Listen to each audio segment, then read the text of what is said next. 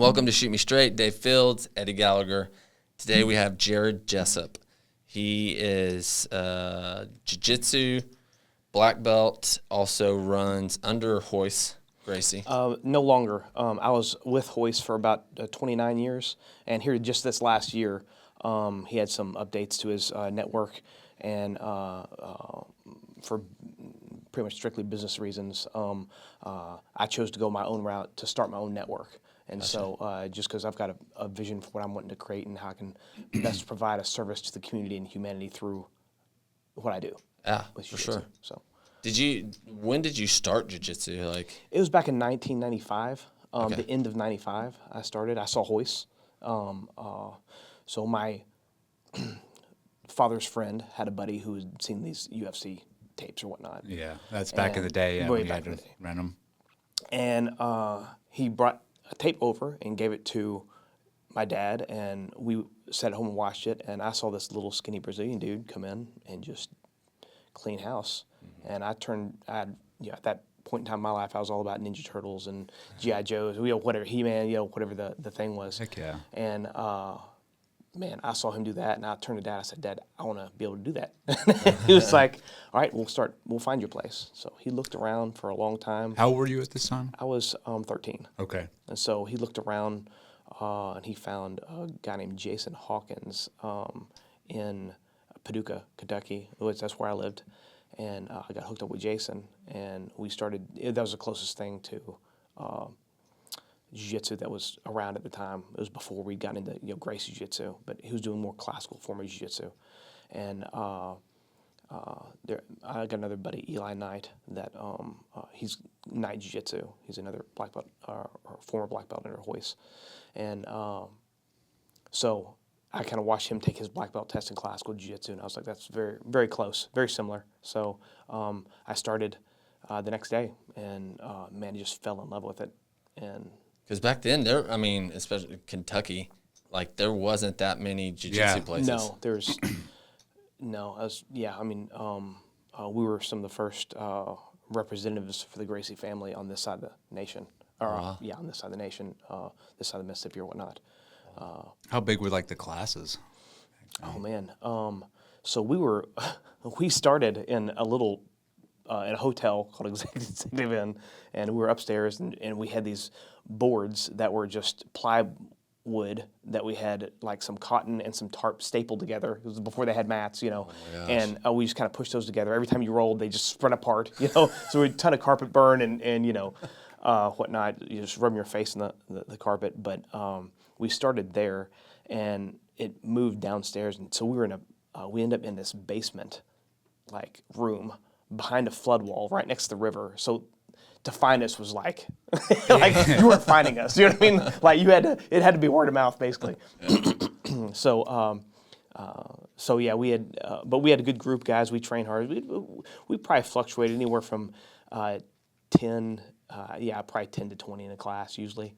It was in Paducah, Kentucky. So we were like that for a long time. And you were 13 at this time? Yes, 13. Okay. Yeah, 13. So we were there probably from maybe 13 to 15, something like that. Were most of the guys that you were training with a lot older than you, your age? Yeah, I was. I remember I was one of the there wasn't a kids class, so I was. Yeah, and that's what I was thinking. Too old to be in the kids class, or you're too young to be in the adults, too old to be in the kids, essentially, But we got kids class now. Now back then there wasn't a kids class at that particular moment. So I remember going in and sitting down on the mat to wrestle this one gentleman who's a big old redheaded dude. He grabbed me by the forehead, just threw me down, mounted me, and submitted me. And I was like, what am I doing? They're like, kid's 13, you got to calm down a little bit. But it's good times. That's what I was going to, I wonder, for the guys that you were training with who were a lot older than you and obviously a lot stronger. I just got tossed were around they, like a were they ragdoll. eased up, or were they like, no, dude, you're here, we're training? I mean, they were. I mean, they went easier on me. I'm sure, but I got tossed around probably a didn't lot. feel like it at the time. No.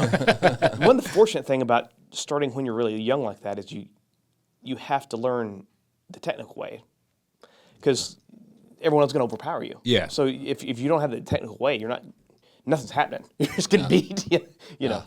So Yeah, that's a blessing in a sense. Yeah, it's probably, I mean, turned out to be like an advantage just to like grow in jiu-jitsu that way. Because what I found we talked about it before is like, especially, you know, the spazzy white belt, right? So when I showed up, you're naturally going to use your muscles like right off the bat because you don't know what you're doing. And that to me seems, it's a disadvantage because eventually you're not learning like the techniques. You're just like, I can manhandle this person. But then what I found is like once they keep you rolling like again until you're just depleted, and then that's when you start like, okay, I got to learn how to do these little techniques that they're putting out. Yeah. I've seen some different methodologies around bringing that about in training sessions. You know, I've seen methods where they start a seminar and they just absolutely go through calisthenics, do all kinds of workouts until the guys are just dead, and then take them through the techniques, and then so that they physically can't, use their attributes to make the technique work, and then they have to find the proper alignment, you know, but yeah, that's wild. So at 13 to 15, you said you were with them in Paducah. Oh, so I was with Jason pretty much the whole way until I started my own academy. So there's a few years where I went and trained. That I trained in Lexington. I should probably start from the beginning. So so I started when I was about 13. Went through, trained with Jason. I went to college. So around 15 or 16, I think it was 15. When I was 15, I went. We had been doing seminars with Hoist. So we'd seen the UFC, we saw Hoist, we were amazed. So we were like, we need to find this guy and train with him, you know. So after I'd been at Three Rivers, maybe within the first 6 months, we had found Hoist and went and done a seminar, you know. And we were just blown away by the stuff he was showing. And so I went to a place, the Poconos Mountains. There's a Gracie camp out in the Poconos. And I went out there and did that. That was like the best week of my life. It was awesome because it was Alio and Hoist and Horian, and I had all my family was there, all my friends that I cared, everyone I cared about was there, and I was young, so like Hoist was like my idol at the time, you know, and everything about it was just like perfect for me. So I got to enjoy that whole week and watching, just being with Alio and Hoist. It was just amazing. I think I got my orange belt at the end of that camp. And I was 15 then. So that kind of marked a significant shift in the way we were training. Because before we were kind of like, when we would roll, it was like, you know, it's like more Titans going in and trying to overpower each other. But after that camp, there's a gentleman named Phil Miglioris. He owns Balance Studios. And I think he's under Helson now. But, I mean, he's got his own network. But he was a purple belt at the time, and he was one of the first purple belts. And I got to roll with Phil, and of course I was just 15. But I'd already been training a couple of years, so I wasn't just a pushover, and people didn't just walk through me, you know. Mm-hmm. And it was one thing if Hoist did it to me because it was Hoist, you know. But when I rolled with Phil, he was just like a limp noodle, and just did whatever he wanted to with me. And I was like, what's going on? This is different. Like, what's going on here? You know, like this guy's just relaxed. He can tap me at will whenever he wants. I was like, what's going on? So after that experience, when we came back to Paducah, we started with a kind of new and different mindset. Like, okay, we got to like slow things down and like really pay attention to figure out what's going on and how to organize our movement differently. Because it's not about going harder. You know what I mean? For that first couple of years, it was all like, let's just go in and kill it, you know. Yeah. And then there was a huge shift in our mindset after that camp, and a lot of it came through with Alio and Hoist's teachings as well through the camp. But and this is like later '90s, right? And so during that time, still before 2000. Yeah, it wasn't. I mean, jiu-jitsu has progressed. I mean, tremendously since then. And yes. So like you're still trying to figure a lot of things out, right? Like it wasn't like you know, there wasn't. You couldn't look up stuff online or like, how can I do this move? It was you had to do everything in person or go actually travel somewhere like you did to go actually gain experience? Every day I'd come home from school, I would put in the old VHS Gracie tapes in, and watch those until I fell asleep. And then Eli, I was too young to drive, so Eli would knock on the door and pick me up, take me to jiu-jitsu. We'd train all night. I'd come home and look at whatever jiu-jitsu magazine or book I could see until I fell asleep. Oh, wow. Yeah, I did that daily. How was that? I gotta That's imagine awesome. because like back then too, because obviously you were in high school. Mm-hmm. How like other kids in high school were they like, what are you doing? Like, what is this? Because it wasn't a known thing. Yeah, my nickname was Gracie back then at high school because I wore from the Poconos. I got the shirts and everything. Yeah. It's like all I wore. I was like totally wrapped up in the identity and of Gracie. So yeah, they called me Gracie at school, and I mean it was all I did. Yeah. And so You're obsessed. Yeah, I was obsessed. And, Love it. it was. Did you have anyone pick say, "Oh, that's stupid"? Let I me show did. you. So in 2000 or in '99, I won the nationals, the Gracie Nationals or whatnot in like Detroit, Michigan, and that was published in the school paper. And I think looking back on it, we probably should. My parents kind of did that, and they were proud of me and everything, but probably shouldn't have done that because that was right when I was going through puberty, and it was like that put a target on my head because I mean I'm in high school and it's Well, yeah, I mean kids are kids. Yeah, They're yeah. punks. And so I was going through puberty, and so I got challenged quite a bit, and back in the day, and but I'm a lover, not a fighter. So like I had a lot of guys kind of come after me. Yeah. I was also pretty small and unassuming. I was about 115, 130 pounds at the time. So I was a real little guy, and skinny, kind of skin and bone. But it works, man. I mean, it works. that's what I imagine. I mean, I'm sure Yeah. you had to like put hands on. Yeah, absolutely. And Did you did make those them- kids were like, oh shit, Yeah, okay, yeah. this whatever he's doing, Yeah, it works, and it was evident it worked. To Yeah. everyone, yeah. Yeah. it's kind of like a cool recruiting thing too. Like, hey, It is. you want to come try it?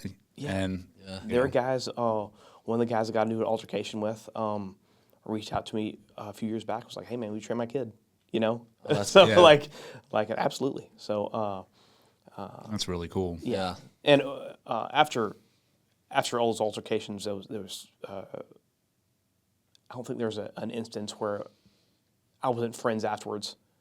Weird how that happens. Yeah. Yeah, it's we've had that discussion on here before where I think like I'm not advocating like you should fight at school or whatever, but at the same time I'm like a lot of the times with boys you got to let it happen, and most of the time afterwards they'll become buddies because they earn a respect for each other, even if the person that loses is like, okay, and even the person that beat the other guy is like, at least I respect this guy for trying, and then they become buddies. Yeah. I think when tensions arise, there's some way that tension has to be dispelled. There's something that's got to happen. It's got to transpire to alleviate the tension, and it doesn't just happen. There's got to be something to facilitate that. Yes. There's got to be a catalyst. Yeah, and I think nowadays, like with the whole fighting and anti-bullying, which whatever, but nothing really gets resolved. It's like, oh well, this person tells a teacher or this parent calls this parent, and then it's solved that way. But between the two individuals, that animosity or whatever, it's still there until you let them like sort it out. Because I mean, growing up, my dad would do the same thing where if I had an issue with a child and another kid and his parent might call, my dad would be like, well, bring him over and we'll put him in the backyard with gloves on, and then we'll let them go at it, and that'll be that. And it worked. Yeah. Yeah. We had a child. So we've got kids classes. We do squirrels classes, juniors classes, and adults classes. And so, and I've been doing it for many, many years now. So I've run into about everything you could imagine as far as the kids go. Yeah. And dealt with about every kind of kid you could imagine, and adult as well.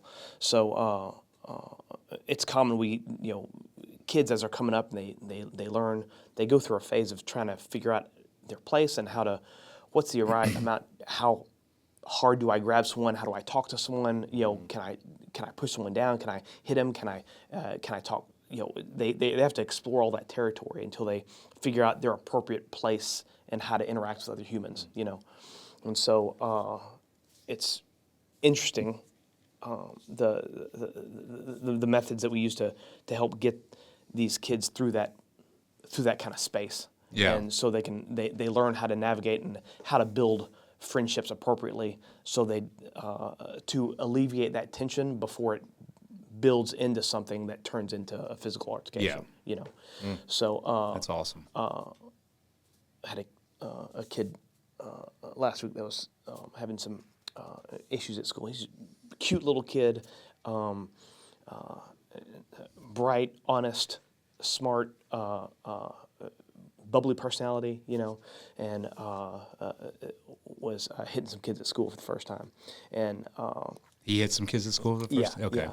And not like decking them, but just, they were playing and out of line. He's 6. So it's like he's learning. Yeah. It's like first time it's ever happened. So the parents came to me, this happened. So of course, definitely not the first time we've seen it. So we take him to talk in the back room and kind of have a talk. And it's amazing whenever you give them the opportunity to discuss, think about the things that they're going through, an appropriate approach. I try to approach the problem from, first off, they have to understand, is the way you're acting right now, you bring a constructive or destructive energy to the situation you're involved in. And then we got to look at, how can we approach this in a way that's constructive and that you're going to build friendships, and that people are going to want to be around you in the future and forever, And so we got to find ways to approach that. So one of the methodologies I use is just have a conversation with them and say, look, I try to approach it from all these different perspectives so that they can see it from the top, the bottom, the side, inside, out, outside, in, and say, what's your contribution to what's happening and how did this come about? So they can start to get a sense of orienting themselves to the actual situation.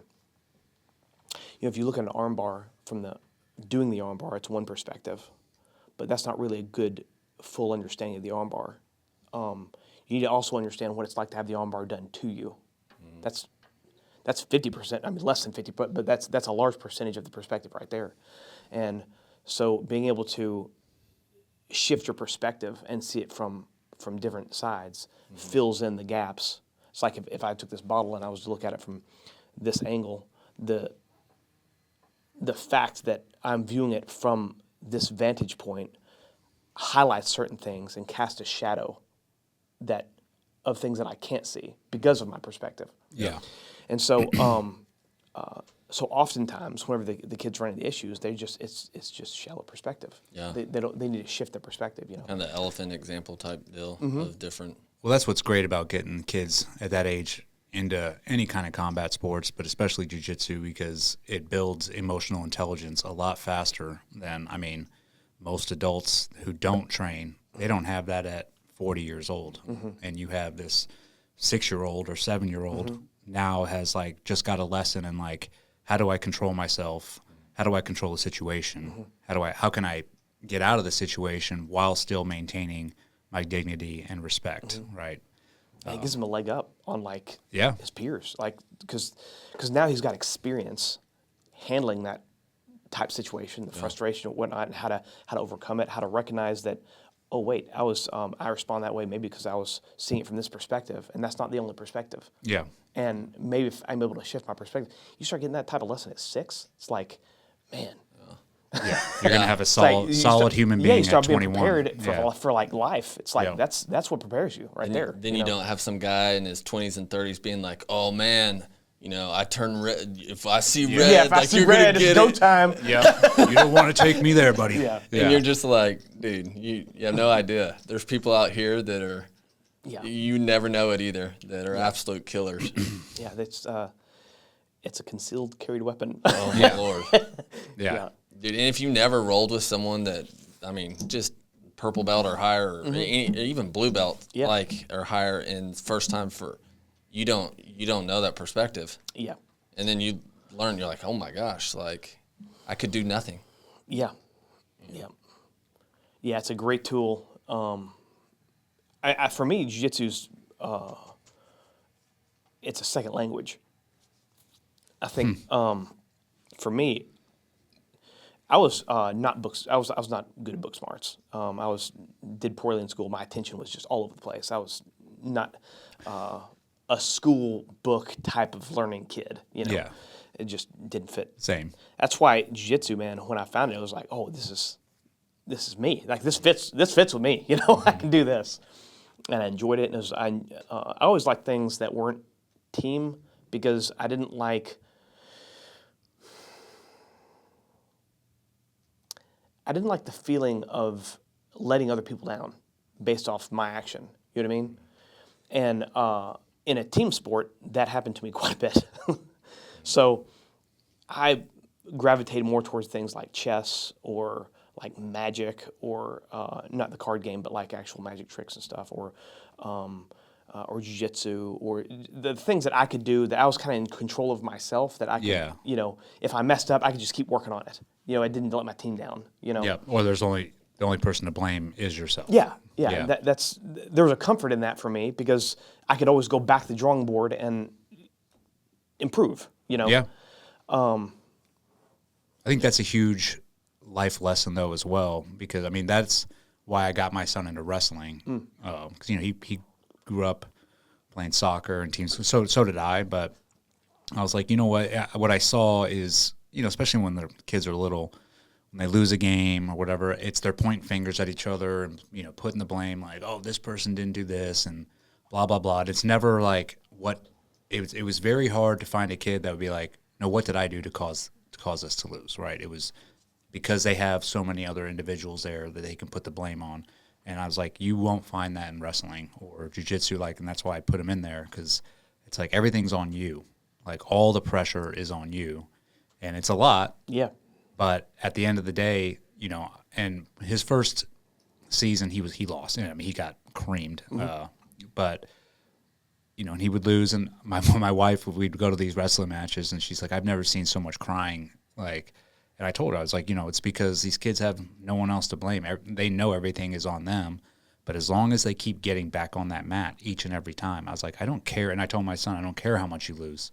I just want you to get back on that mat and never give up and keep trying, and you will eventually succeed.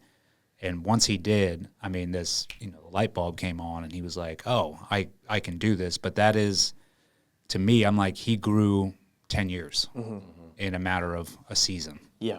And, jiu-jitsu does the same thing. Which are lessons that some guys in their 20s, 30s, 40s have never necessarily learned. It teaches them accountability, discipline, grit obviously comes with it. It's... I feel the same way about, I'm nothing against team sports. Sure. But I'm like, you're not going to get the same growth. When there's a depth of, and I'm not saying there's not the depth of the team sports. That's not what I'm saying. What I'm saying is that when you choose to engage in a field where it's kind of dependent on yourself to keep pursuing, keep going deeper, there's a tendency towards going to the depth of the matter, to piercing deeply in that field. I think, when you think of how we use our attention, there's depth and there's breadth. And depth allows you to see deeply into something and to get the essence of something at the cost of being able to see wide. And to be able to see the multitude of scenarios. And there's the breadth approach, where if you can kind of be a jack of all trades, where you understand how to do a bunch of things, but none of them really deep. And there's always like a trade-off for breadth versus depth. And I think for me, I enjoy going deep into stuff. And which is interesting in my jiu-jitsu career. now my game is simpler than it's ever been. Like when I'm rolling now, it's simpler than it's ever been. And I think there's some really significant. It's a process. It's a journey. You need to go through the breadth. Like you need to kind of look at everything, to see how it relates to the core things you're going to do really well, right? You need to know that dynamic tension. But I think for me, the reduction of, well, let me illustrate with a story. So after I had been training for about 8 years, I went to a seminar, and on the way back from the seminar, I remember thinking, man, I've forgotten more techniques than I learned at that seminar. And I was like, wait a second here. There's a major shift for me in my thinking, because I was like, oh, it's not about new techniques. Like, it can't be the next technique that's the problem that needs to be solved to make me better. It has to be the organization of the techniques I already understand and the application of those techniques in a way that's more masterful. And that realization, shifted a lot of things for me, because now it's not about where's the next best, newest technique. There's a cycle in the competitive realm that you'll see. Of course, people have been wrestling and doing moves for thousands of years. So I almost think whenever you see a technique, some of them are invented, most of them are discovered. There's a process that happens where the person, wherever the kind of flow of the current day, whatever's being taught and studied, understood, there's like a peak where wherever the attention is, that's where everyone's training and studying, and that's where the combativeness is. Then there's like a subset of possibilities that could be done. So you see this come up in like with Marcel Garcia was the X guard, with Eddie Bravo came up with rubber guard, and so you have these different things that some creative mind comes across, and they build that into a system. They master that system, and then everyone in the who's currently working, they don't understand that system, so they come up and just clean house. They get the top. Everyone starts to study that system, understand it. It starts breaking back down again, and the new system comes up. But there's this constant churn, right? There's a constant churn where it's so there's like a cycle where you have a certain system in place. It'll become well understood, and then the ins and outs of it are well understood, and then it kind of dies down. A new system comes up, replaces it, and then those core sets of systems are churning. Like leg locks with Danaher. Yep, exactly. Gotcha. The leg lock system. So probably the last time that leg lock system came up was whenever Sambo was, coming into a major. UFC. Yeah. Whenever it was came in. Well, probably even before that, when Sambo came about as a major art. Got you. As itself, the Sambo itself. Yeah. Its focus was leg lock. So I'm just saying there's a much larger cycle that kind of happens. Interesting. I wonder how, so with other sports, like you take other team sports like basketball or football, I don't see football players or basketball players relating that to life as much, right? Golf, I do. Mm-hmm. Like there's a certain amount of sports I feel like golf but especially jiu-jitsu, those two sports, it's not even really necessarily the sport is what you're learning life lessons about. I don't see people going, dude, you got to play football because football taught me these. I mean, there's a generic, it taught me, It teaches you teamwork. Yeah. Stuff like that. But golf, jiu-jitsu, those are solitary. Like it's you against you. You're trying to beat yourself each and every time or beat your last score. So interestingly enough, I think whenever I was in high school, I also cleaned houses. I had a house cleaning business. And so one of the things I did while I was cleaning house was listen to audio books. There's a gentleman that I listen to a lot. His name was Manly P. Hall. He founded the Philosophical Research Society. He's passed away quite a while, but that's really where I consider I got my real education from. That time period, I didn't care about school, and then once until I did care about my education. Once I started caring about my education, I was studying constantly and very interested in wanting to consume as much content as I could. And that's where my real education came from, I believe. But I was cleaning houses, and so I had this, 3 to 5 hours a day where I was cleaning houses that I would just, working, and so I could listen to stuff. This is before podcasts or anything like this. So I started listening to this guy. He had tapes out, and he taught in a very principally sound type of way. He talks about principles and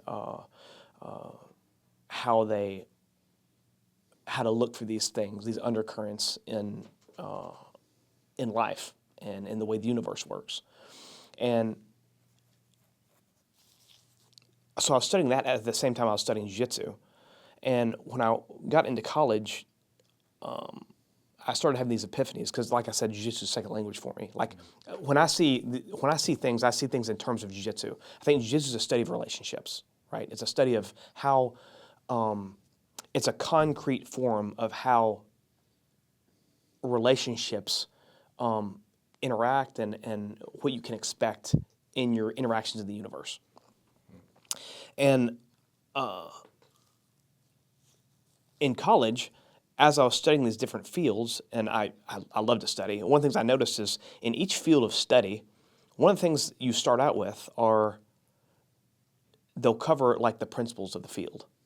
Because if you understand the principles that govern what's going to happen in that field, then it solves so much. Yeah, you're not going to take a physics course and be like, start formulas. You're going to start with principles. You're going to be like, okay, here's gravity. Yeah. So if if you understand that everything grows from a seed, like you don't have to go out and test everything to see if it grows from a seed. Like everything grows from a seed in some form, right? And so when you understand that, then it simplifies. One principle answers so many life questions, right? Once you got it down. So so I started looking for principles in relation to jiu-jitsu. And as I studied different fields, I started seeing that, if this principle's true in this field, there's also be a correlating principle in jiu-jitsu. 'Cause principles they're universal. They're not like, if you've got a true principle, I kind of think of a principle is that which governs what can or can't happen, kind of in a sense. And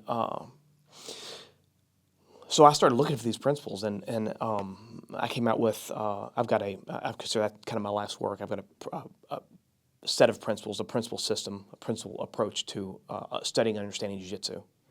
And that's really interesting because when I first studied principles, I get frameworks, I get just the tech side of it, and I was trying to understand it because when you first start, I was at Kyle's garage and go to an open mat, and they're like, which is unstructured, and you're like, you show up there, and they're like, all right, and you pair off, and it's like, all right, let's roll, and they'd slap, and I'm like, okay, what do I do? Yeah. Do I tackle you? Yeah. Do I, what's my goal? Even when I would roll, then it's like, I don't know I don't know how to submit them. Like, do I choke them? Yep. And so when I was trying to learn, I was trying to figure out, okay, do I study techniques and moves, or do I figure out principles and frameworks? Because that, to me, I'm like, okay, if I can understand a principle, then all sorts of moves can come out of that. Yeah. So it's interesting because you need the technique and the details to understand the principles. So I think of it like this. There's I kind of break it down into three different scenarios. You got principles, techniques, and details. So principle governs what can or can't happen. Technique is the roadmap that gets you from where you are to where you want to be. And a detail is how you apply the principle to the given context you find yourself in to achieve your goal. So if you're wanting to see, I need like a technique or something specific to Armbar. iron that out. Okay, yeah. So let's say you're going for an armbar. You're in mount. You're going for an armbar. The guy reaches up and grabs your neck. Well, let me say this. Let's say it's armbar versus leg lock. So the principles that govern how you're going to move in relation to the other person are the same. But the way you organize your resources to converge on that goal are going to shift significantly based off whether you're going for a leg lock or an armbar. Because the goal is so different.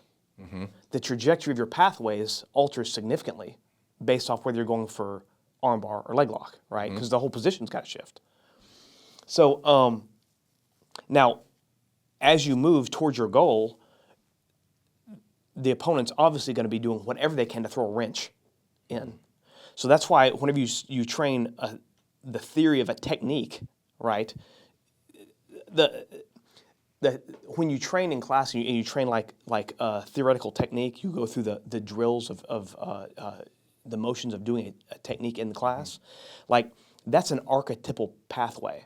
It's a pattern that is likely based off our hundreds of years of training or whatnot, that we know that these pathways are most likely, and that if you understand this type of pathway, that you're more likely to reach your goal than if you don't know that pathway.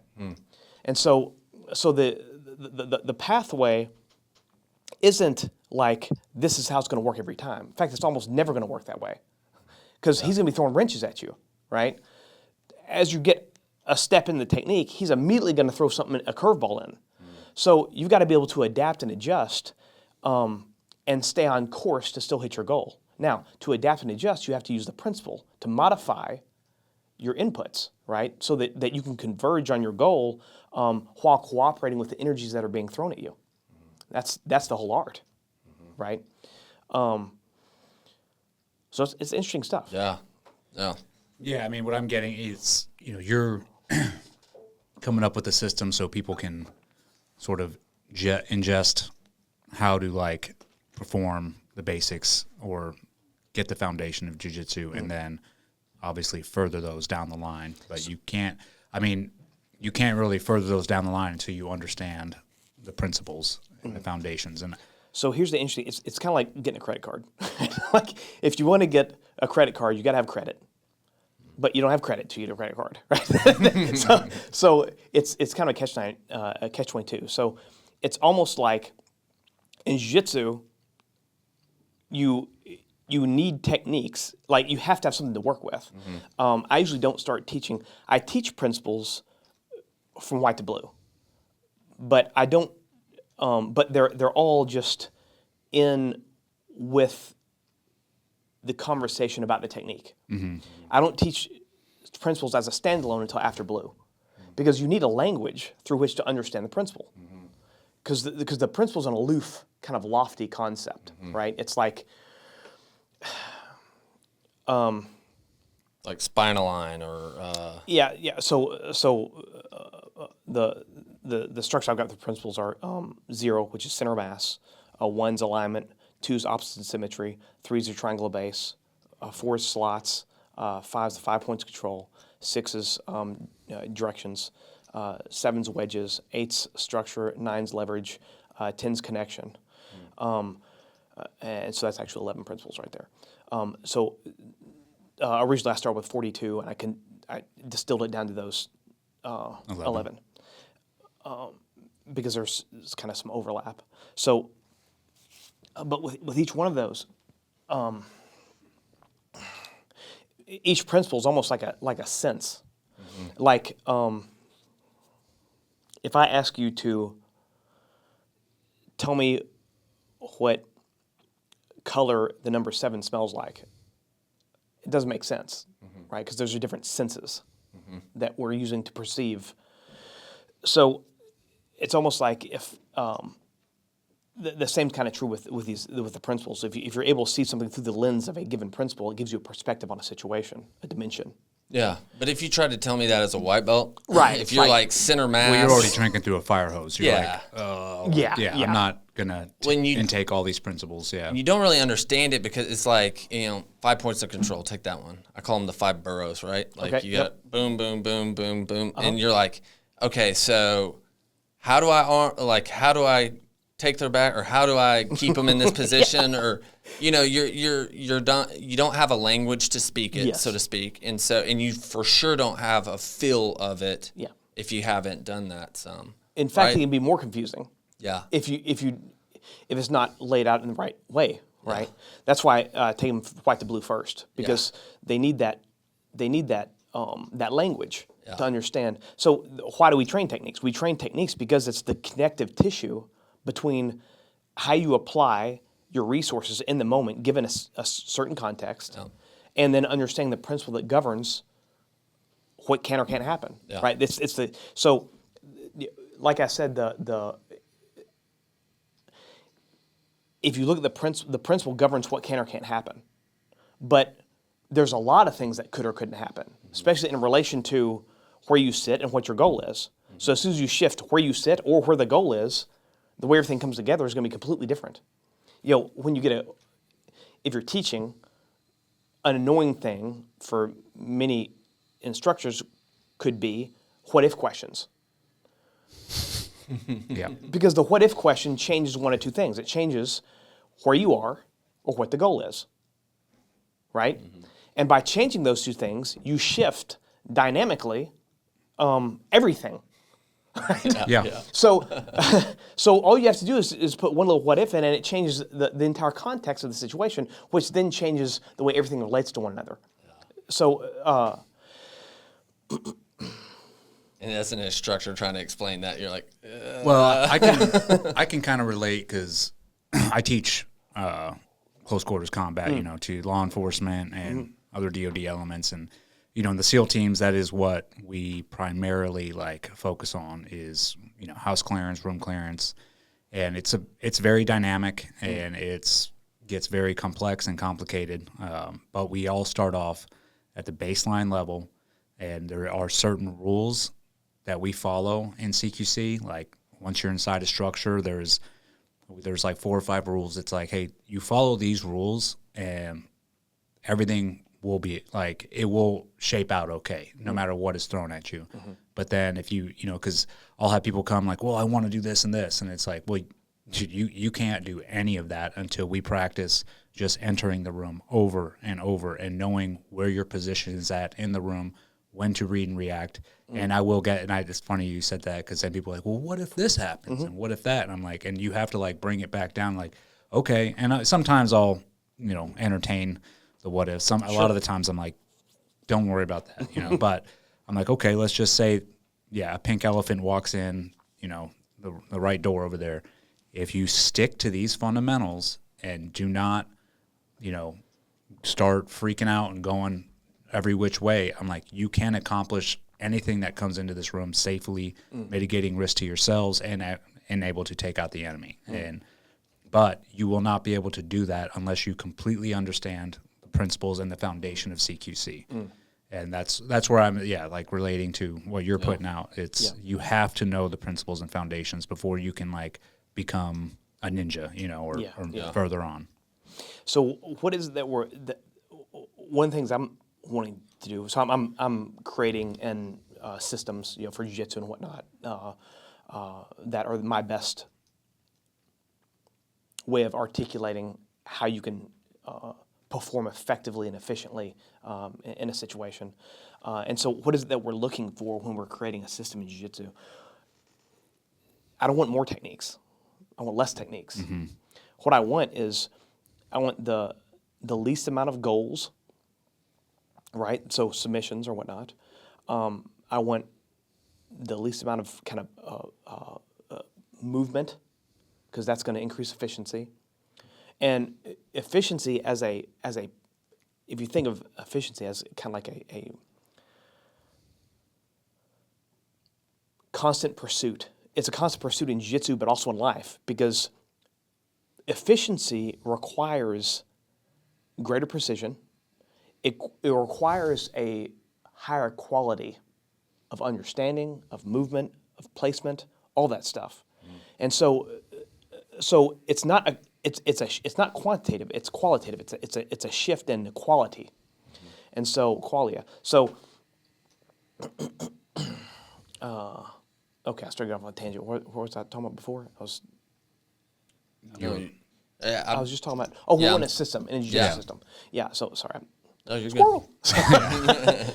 So I'm creating jiu-jitsu systems. One of the things I'm looking to do, like I said before, whenever I had the epiphany that I've forgotten more techniques than I've learned, at the seminar.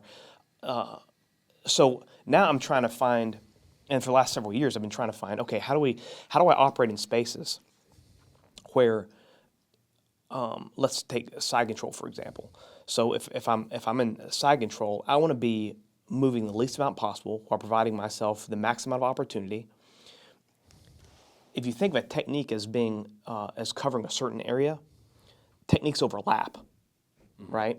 Yeah. And so if I've got, if I can find or from mount, let's say, go for the straight arm lock or the Americana, right? As I go for the Americana, if he reaches through, it gives me the straight arm lock. If I go for the straight arm lock and he resists, it gives me the Americana. So in that regard, if I position myself so that my body's in a position where I could go for either one, I don't have to change the situation in the sense of how everything's positioned. Rather, I can just switch my attention. And so he can't see that. So if he can't see how I'm switching my attention, then I don't have to change the way everything's positioned to go for something different, right? Now, if the system's put together right, then as you transition between the different positions, there's always going to be overlapping territory between your goal sets. So there's also, I'm kind of all over the place here, but there's also like an order that I think your attention should go through when filtering information. So in regards to jiu-jitsu. So one of the first things I want to pay attention to is context. That means, how do our bodies fit? If you're in my guard, your arms are around me, and I want to get to your back, well, I've got to move your arm across my spine before there's a clear pathway to your back. And so, if you're in my guard and your arms are around me, back take is not something that should be on the table, because it doesn't fit the context, right?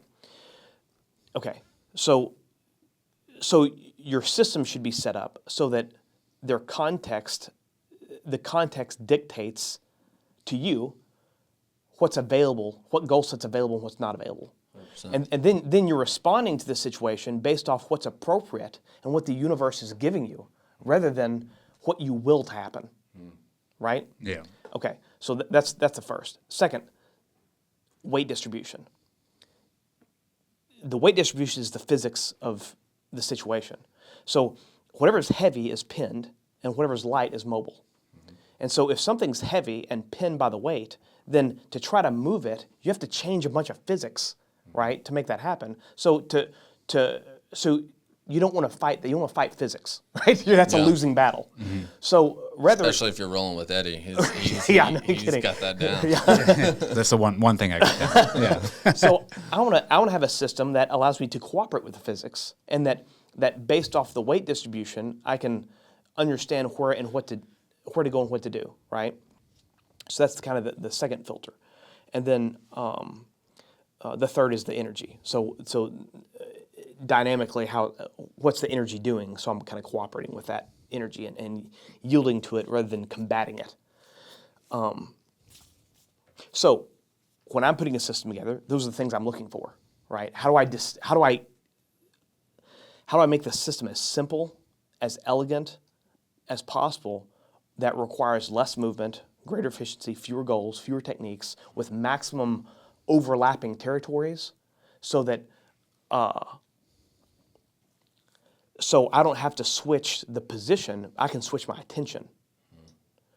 And interestingly enough, I talk about weight distribution as the second one. You can think in life, where we place our attention is like how we distribute our weight on the mat, right? As wherever I place my attention in life, that's what I'm giving weight to. And so this is a good Jason Hawkins told me one time an analogy about your jiu-jitsu. Like if you took a spoked wheel and say your mountain game is like on fire, and then another spoke would be your side control game. Say it's horrible, and then you've got your guard game that's out here's kind of in between. If you were to spin that wheel, it'd be like lopsided, right? It wouldn't be balanced, is the essence. So I think of the way we place our attention the same way. If there's only so many areas of life, you've got your family, your relationships, your sleep, your work, the different areas, major areas of life that you need to put your attention in. If those areas are lopsided, out of balance, then and you were to spin it in that same regard, you can get a sense real quick of if the way you're spending your attention is in a balanced way, right? Yeah. And if it's off balance, then you're going to have that's going to cause friction in your life. Yeah, and see, that's what I'm talking about. The analogies that you get from jiu-jitsu with your life, that's why I think vets in coming out of service doing jiu-jitsu can be so helpful because it's like, one, they're overwhelmed, right? And it starts making like a physical manifestation of what's going on with them, and they begin to like almost feel what's going on with them internally. And the analogies that come out of it, it's like, you get done rolling and you have an epiphany that says, hey, I'm out of balance on one of these spokes. I need to spend some, I'm neglecting spending time with my wife. I'm neglecting spending time in prayer or whatever it is. It's like these are lopsided. And you have that epiphany from coming out of rolling. And I don't know. It's amazing. I don't know if there's other sports like that. Yeah. I think it's interesting too because the perspective of to be the best at something, a lot of times that's what people go in with the kind of preconceived notion of if I'm going to do this, I'm going to be the best at it. And so like there's like an underlying kind of assumption there that if I'm going to do this, I'm going to try to be the best at it. Now, or I'm going to at least be the best that I can be, which is appropriate, 100%. I think that gets in most sports or most fields that gets to be taken to an extreme. Now we need that. We need all this, right? You need all the different layers, but there's always a sacrifice if you're going to be the best jiu-jitsu practitioner in the world. You're going to have to spend all of your time on the mat. I know. And do everything else with it too. You got to sacrifice all those other areas of life. Yeah. Time. Right. Yeah. And relationships. And I mean, there's no. And your ears. Yeah, your ears are going to get busted up. So it's a requirement to. It's a cost, rightly so, for to be the best in that field. Yeah. But this is any area of. That's any area of life. Yeah. In any area of human endeavor. So there's a cost to that, and we need those examples out there. Yeah. We need people who do that to show what's possible. Yeah. However, I think for the average practitioner, for the most people who want to get something out of life from doing the art, they need a balanced approach. Yeah. Well, I mean, I think if you didn't put Ryan in wrestling so that he would become the best wrestler in the world, like the reason you put it in is to get the life lessons. And I think that misconception of, like you talked about, like, oh, if I'm going to do this, I'm going to be the best, right? I do like how you put it, I'm going to do the best that I can at it, because I think with jiu-jitsu, I would think much like my past career, like you are trying to be the best you can be every day at warfare and like everything that comes along with it. But I think as your journey to be the best, you realize like I'm never going to achieve that, but I'm going to keep trying, because we always said once you think, I've got it all done, like I've got it. I don't need to learn anymore. It's time to leave.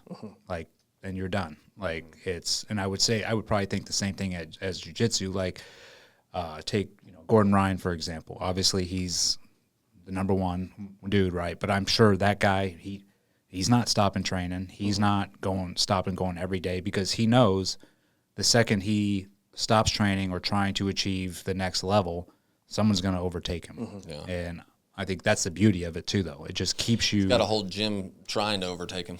Yeah.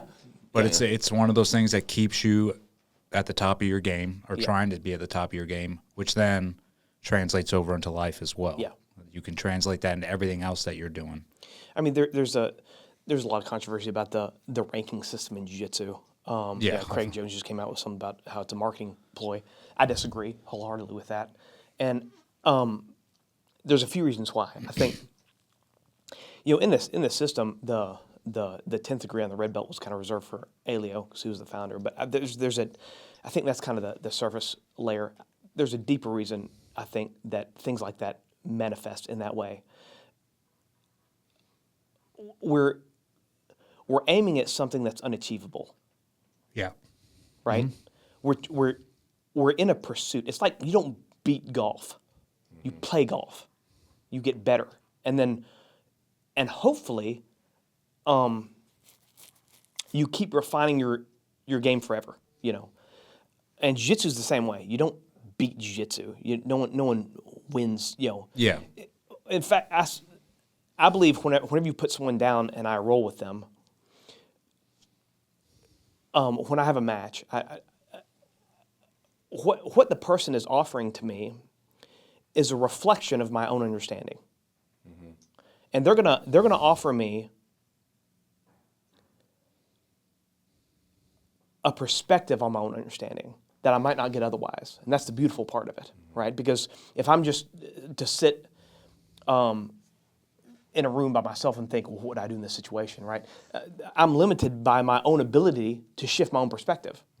What a rolling partner offers me is a perspective on my own insight, on my own understanding that I can't see without that partner there. And then as we roll, they start to highlight areas of my game that I haven't seen from the way that they can reflect back to me my own understanding. And so then, but I can only perform at my own level of understanding, right? I'm not going to perform better than my own level of understanding. So it's constantly me trying to improve my level of understanding through this interaction with all my training partners, and then while doing it for and with each other. It's a beautiful process. Yeah. It'd be similar, like, I think if I was gonna do CQB, like, oh man, I busted, or I come over here, I'd shoot this, and then you go and do it with the team, and you don't know anything. It's like, I think I know an armbar, but then you go with someone and they provide all sorts of holes, right? Where you're like, I know nothing about doing an armbar, Yeah, makes a lot of sense. And you want to get that. You're not going to get that in just drilling, and you're not going to do that in, Yeah, I don't. I'm not big on drilling in what most people would call drilling. I think the muscle memory of drilling is like a souped up technique work. The idea of jiu-jitsu is to be able to adapt and overcome. Now, when the training is done appropriately, now I'm not saying drilling's bad. Drilling's fantastic, but it's how you drill and as you ratchet up layers of resistance with drilling, that's important, because you want to be able to see the edge of your understanding. You want to be able to get a sense of where the edge of your understanding is. So whenever I'm working on a technique or a system or whatnot, there's always there's so much that I have trained and understand, I've got a good solid sense of, and then there's what lies beyond that. And there's an edge right there where it's like if I'm teaching, I can show you this because I've done it 1,000 times. I know it works, and I know that this is going to work for you if you do it exactly this way. But then we start getting to territory where it's like, well, right here, I'm not really sure. I kind of have to do it myself to know, you know, whether my foot will be crossed this way or this way. You know what I mean? Yeah. Like, I'm not quite sure without doing it myself. Yeah. And then there's like, it's foggy. I don't know. Like, I don't have a clue on that. Yeah. You know. Yeah. And so, I'm usually trying to play on the edge, especially when I'm teaching. I teach a lot of private lessons, and not as many as I used to, but I teach enough private lessons that I can work on my, projects. And so, a lot of times when I'm teaching, I take someone right to that edge of where I do understand, and that allows me to peer into the area that I don't yet understand, and then kind of play with that, and until that fog starts to coalesce and condense into something that I can grab and bring back in and start to condense and then experiment with until I can reincorporate into and expand my base. You know what I mean? Yeah. That's a lot different approach than watching people do moves on Instagram It and is. then thinking. It is. No, that's good. Yeah, I mean, and I think that's how you grow in jiu-jitsu, is being pushed to your limits, and then you think, okay, now what? And it's like, well, now you're going to go back, think about where you were and what things you could have done, and then try and apply it again. And then do the same thing over and over until you all of a sudden the light bulb comes on. It's the same, it's the same with the training that I do.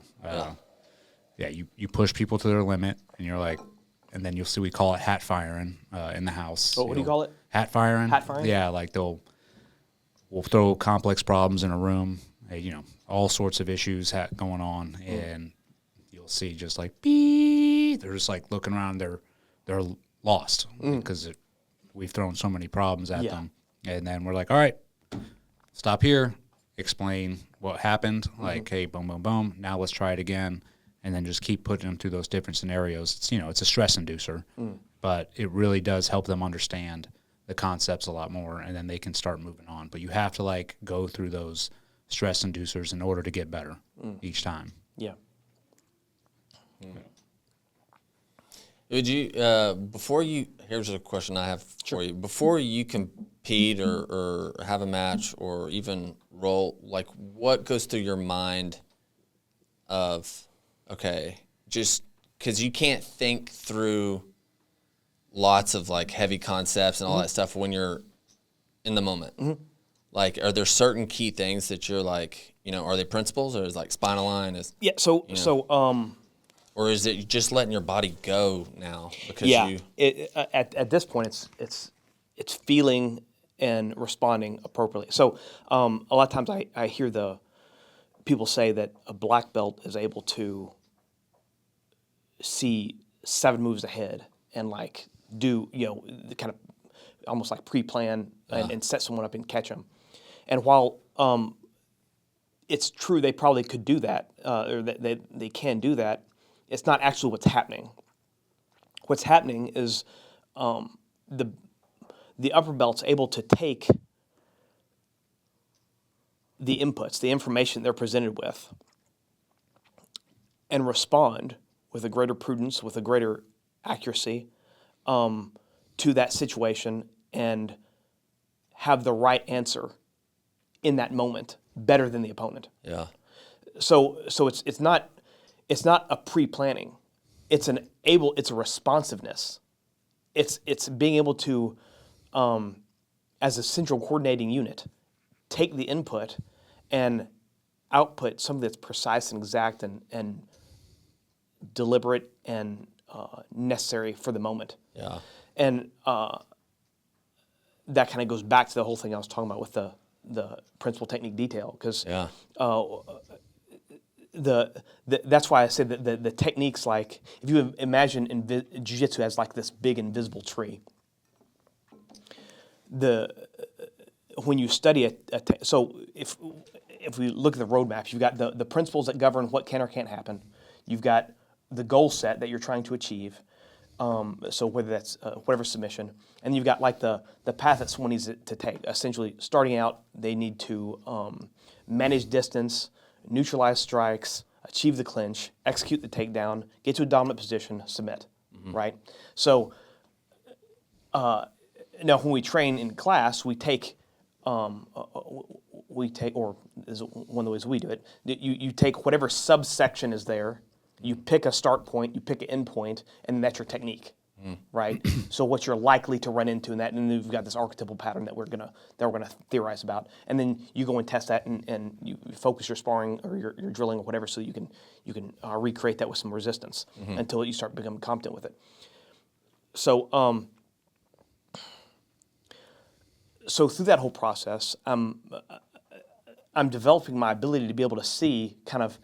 Each time I train a technique, I'm getting an isolated slice of here's what the tree's likely to look like in this scenario. After you've done that for a while, then it's like each technique's like a snowflake. It lands on the tree, and then after a time, the tree starts to become outlined by enough training. There's no way to do that without, hundreds of thousands of hours. Yes. Just to that level. Yeah. Here, I think with this kind of principled approach, because what I see now, the blue belts we got coming up now are vicious. It's unreal what they can learn in a short amount of time. If the systems are put together properly, they understand from the onset the principles and how they apply to what they're doing and all that stuff put together. It's like these guys are they're beasts in no time. Because we're all standing on the shoulders of giants, you know what I mean? Yeah. This process of being able to see so I would say originally when learning the technique, I would just be studying the technique. If you're studying the principle with the technique, then you see the bedrock that the technique lies on. And it grows out of. And so it's much quicker a student can start to cross-reference and come up with their own solutions to situations. One of the things I love about our academy, and what you'll notice is that when someone hits around purple belt, that's when they should be starting to develop their own style. But each one of our purple belts has their own very unique style, because it's not about memorize this set of techniques. Exactly. It's like we have these sets of systems, but these systems are going to teach you how the universe works, right? Yeah. How the world works, how the relationships fit together, and you're going to understand the underlying essence and requirements to make things happen, and how to govern those relationships that you're going to be interacting with. And then whenever someone has that understanding, then they can start. That's when the art side comes out, because they understand the essence of what makes the stuff work, and they've got a set of systems that do work. But now you can take that and run with it. You can make your own system. Yeah. Which is that's fun. That's like painting on the wall. It's a blast. Yeah. You achieve mastery of something, and then you can begin to, and even then some rules or laws can be bent. Yeah. You know, but you can't bend those things until you get to that level of mastery. Yeah, it's like I would say the techniques,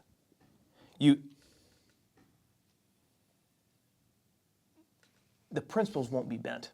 So it's like, because they govern what can or can't happen. But there's expected patterns of movement that are likely to come up. And when you come up with a unique or specific way of handling that, that's almost magical, it looks like they've bent the rules. Like magic, jiu-jitsu is like, when jiu-jitsu is performed well, it's like magic. To the person who's experiencing it, it's like, this guy just, he's manhandled me, and there's nothing I can do, and he just took it from me. And to him, it feels like that was like magical, And he was able to apply the principles of what governs the situation in a way that the guy didn't understand. Yeah. And so feels the guy like he's been the rules. Yeah. Which, but the principles are the same. Yeah. Have you had rolled with someone that is like way weaker, smaller, that just was so technically sound that just Oh yeah, I mean, yeah, that's happened. And we were like, oh shit, this guy yeah. just crawled all over me. Yeah, yeah, and that's what I mean. That's what kept driving me to go. It's like if this dude who weighs 130 pounds just took advantage of me, like easy, then I need to keep going because I mean that's, I don't want that to happen again. Even though it does happen again, which is also the beauty of it because it checks your ego each and every time. Yeah, and just makes you want to get better. Yeah, that's a big part of. I mean, the guys that are some of the most dangerous guys in jiu-jitsu that I know are like some of the most respectful, like kind, great guys. It's because of all the humbling along the way. Yeah, if you've had your butt kicked thousands of times, it's like kicking someone's butt's no, like, it's no achievement. Like, it's not like. It's also understanding violence. It's and like, okay, I go and I train violence in some form or fashion, and I think that can be, you can do jiu-jitsu, boxing, whatever, MMA. You're going to get the same amount of the humbleness and that ego checked each and every time. But, I mean, it makes you tougher and it definitely makes you, like, a lot more well-rounded fighter in person. But the last thing you want to do is get into an altercation outside. You're like, if you can, I feel like, especially if you're training all the time, the last thing you want to do is when something arises is like, oh, I'm going to entertain this and, get after it. It's like, no, I want to get out of this situation if I can because I know what I can do. And I also know, I don't know this dude, but I don't know the consequences that's going to come up from it. And it's really not worth it.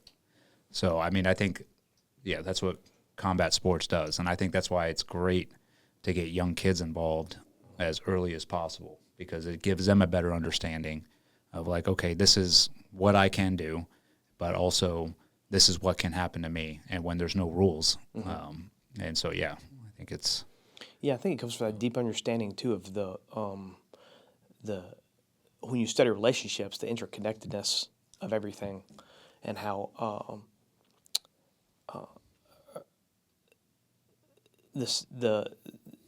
to me, the study of relationships in jiu-jitsu has led to, like I said, it's like a second language for me, and it's provided a way of seeing problems and how to approach problems, and it's no there's no need for conflict oftentimes. Yeah, there's so often a simpler way to handle the situation, and that actually ends up being a constructive way. Yeah. Rather than combativeness. Going back to the emotional intelligence. Yeah. So how will people with your new system, has it come out yet? Is it? I've got So I've got a for your listeners or whatnot, they can get one of my courses for free. It's how to basically defend punches from mountain bottom, punches and pins. So it's called Bash Me Not, stopping punches and pins from mountain bottom. So essentially, if someone's mounted on top of you, they're trying to smash your face in, how you neutralize and get out, right? Yeah. And with the focus being on stopping the strikes, so we can attach or whatnot. I've got a free coupon that they can we can link in the description. We'll definitely do that. Awesome, they thank can you. access to that. Yeah, absolutely. But yeah, I'm constantly working on systems. I've got an app coming out. It's a IQ Jiu-Jitsu app. So it's being tested right now for Android devices. It's live on Apple. But okay. You got it live on Apple? That's the hardest part. Yeah.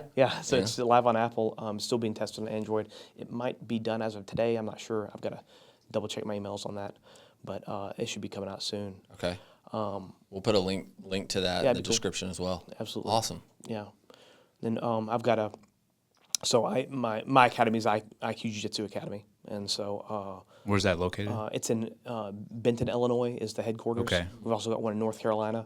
We're putting one in Fredericktown, Missouri, right now, and we've got an affiliate in Wisconsin. Wow, that's Wisconsin. So good for you. Thank you. So it's been a lot of work, but fun stuff. Awesome. Yeah, that's awesome. So yeah. Dude, I love hearing that. Yeah. Hearing success. Yeah.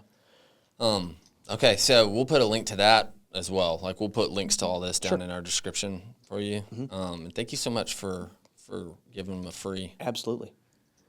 Yeah. Anything I can do to help and get the word out about jiu-jitsu and spread. I think that jiu-jitsu is a worthy endeavor. It's a skill set that's needed, especially in today's age with kids on tablets and so I think that the society is in a weird kind of play. Everything's changing so quickly right now. Technology is advancing so fast. It's so fast, and it's we don't know how to keep up. Yeah, it's impacting the way people interact in a significant way, and I think that the demand for jiu-jitsu and the interconnected human experience where we get to slap hands, bump knuckles, touch each other, roll around, have more intimate interactions than social media post is crucial for our sanity and development, as human beings. And so I don't think jiu-jitsu is going anywhere anytime soon. And we're focused on